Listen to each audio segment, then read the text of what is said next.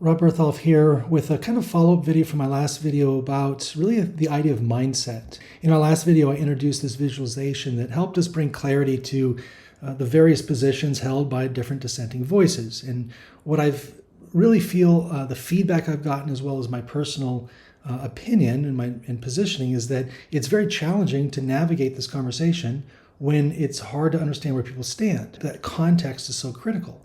And more than that, as centrists, many of us can empathize that this unique frustration of feeling like we're being caught in the middle, being closed in by two extreme factions. On one side, we're bombarded with accusations that the church is Babylon. And on the other side, we feel pressured into blind allegiance to the organization, as if questioning anything makes us Korah, Dathan, and Abiram, which I keep hearing in the comments.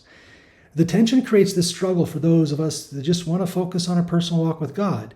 But we can't stand by any longer and watch as our church is split. We have a duty, both as institutional protectors to safeguard the unity and mission of the church, and also as principled reformers to speak truth in love, preserving liberty of conscience. Our duty is to gain clarity and to shield others from the warring factions that threaten to divide us.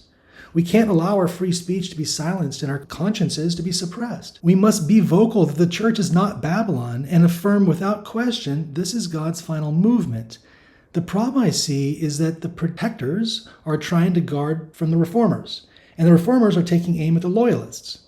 And what this does is this infighting. It creates what the military calls friendly fire. And friendly fire is where we have casualties from our own forces on our own side. And what we need to do is focus outward. We need to eliminate the opportunity for friendly fire. Our institutional protectors can work with the loyalists, building bridges within the organization. And our principal reformers can reach out to the rebel reformers, extending an olive branch while remaining grounded in truth. And by doing so, I believe that we'll find that the extremes dissolve into the center, and this brings us under God, right? It realigns loyalists to God first, and rebels to become reformed to his cause. What this also does is exposes the infiltrators and the rebels on both sides. Those whose only goal is to sow disunity. And make no mistake, this is the devil's plan. But God gives us the solution. He says, submit yourselves therefore to God, resist the devil, and he will flee from you. James 4:7. And so I'm just asking us to take a stand, but kneel first. This means to surrender to God's authority, not to the man's authority, to rely on the Holy Spirit, to demonstrate faith and trust, to adapt a spirit of love and reconciliation, and to invite divine power into this struggle that we're having. And that's so powerful, is that we need to understand that God will fight this battle for us. Dear Heavenly Father, we come before you. We desire to just seek your guidance, Lord, and we ask that you give us a sense of humility. Remind us that the battle is not ours, but yours. Teach us to take a stand, but from our knees in full surrender to your will. Unite us in love and in truth, Lord.